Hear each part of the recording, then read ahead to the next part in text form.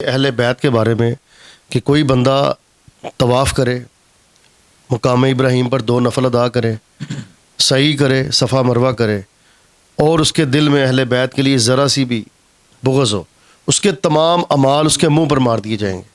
یہ آپ صلی اللہ علیہ وآلہ وسلم کا فرمان عالی شان ہے۔ اندازہ لگائیں کہ اہل بیت کے بارے میں بات کرنا اور پھر ان کے بارے میں کوئی ایسی بات کرنا، احتیاط کا دامن ہاتھ سے نہ چھوڑا جائے، کیونکہ آیات تطہیر ان کے بارے میں اتری، قرآن میں آیات ان کے بارے میں اتری کہ اللہ ان سے جو ناپاکی ہے کوسوں دور ہے۔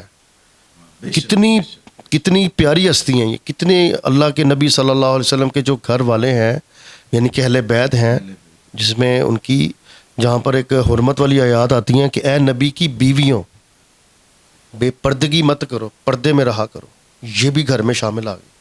تو وہ سارا گھرانہ ہی پاک ہے، بے شک ٹھیک ہے، کوئی شک نہیں جی اس میں اپنا جو ہے۔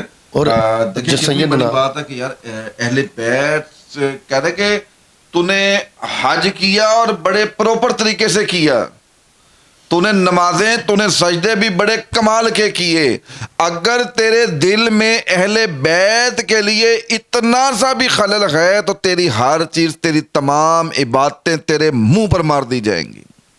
سورہ آل عمران آیت نمبر 61۔ مباہلے کے لیے جب بلایا گیا تو کون تھا ساتھ؟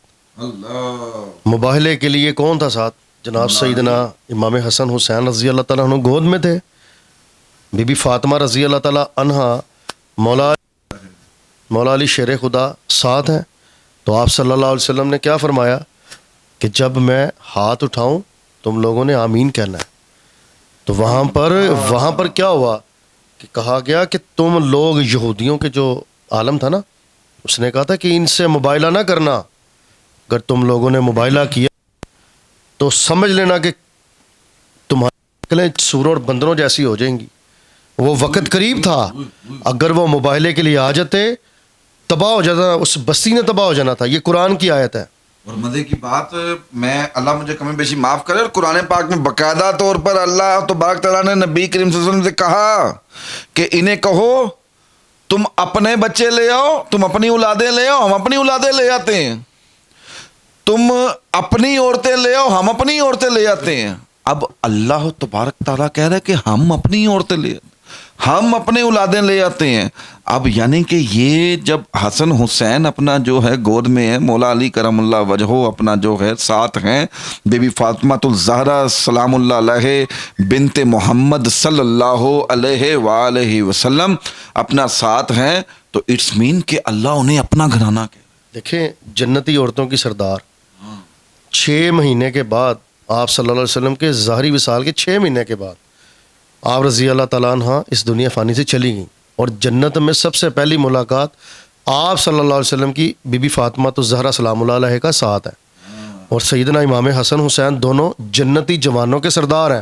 سبحان اللہ۔ اور مولا علی کون؟ مولا علی کون ہے؟ من کنت مولاہ فہذا العلی المولا، جس کا میں مولا اور اس کے علی علی مولا۔ مولا۔ پھر مولا علی کے والد کو آپ دیکھیں نا کہ کیا خدمت کی، ہر مقام پر ان کے سامنے ایک چٹان بن کر کھڑے ہو گئے، سیسا پگھلائی دیوار کی طرح کھڑے ہو گئے۔ ہم ان کا احسان نہیں، قوم ان کا احسان دے نہیں سکتی، نہیں دے سکتی، اب نہیں دے سکتی، اور لوگ آج ان پر بھی بات کرنے سے باز نہیں آتے۔ پھر دیکھیں، پھر مزے کی بات، بچپن سے مولا علی کو لگا دیا گیا کہ آپ نے ساتھ رہنا ہے۔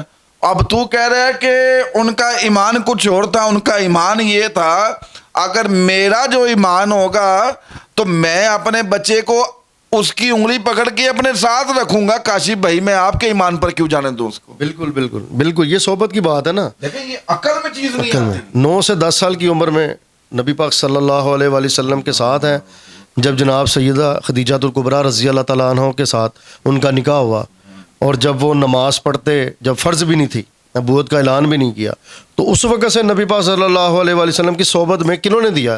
جناب ابو طالب نے دیا۔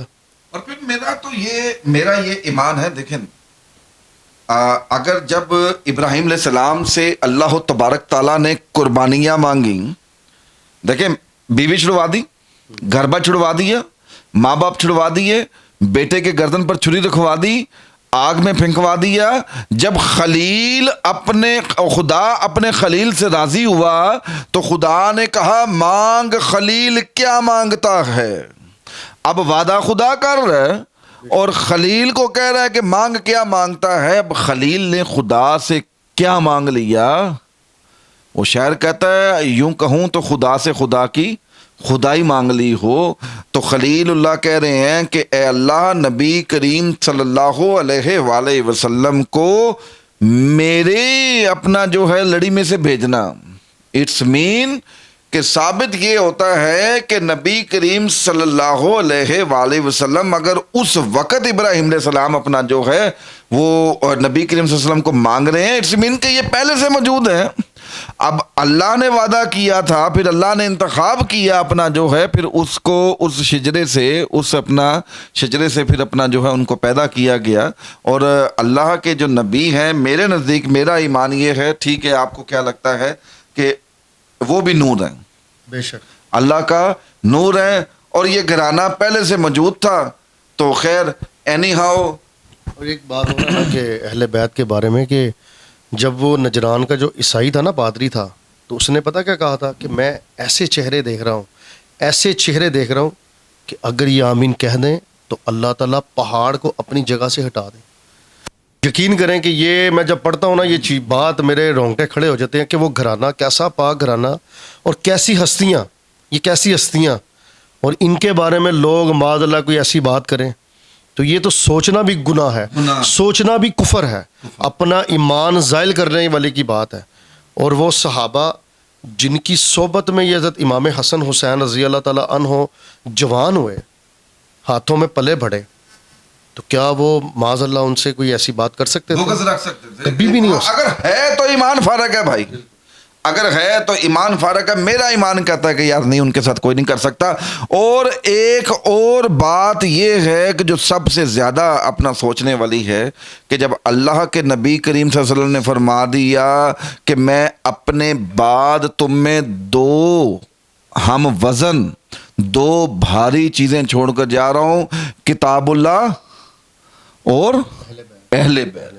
تو اس سے آگے بات ختم ہو جاتی ہے کہ کوئی نعوذ باللہ ان سے رتی بھر بھی اپنا جو ہے کفر رکھے گا تو بھائی میرا خیال ہے اپنا جو ہے وہ فارغ ہے.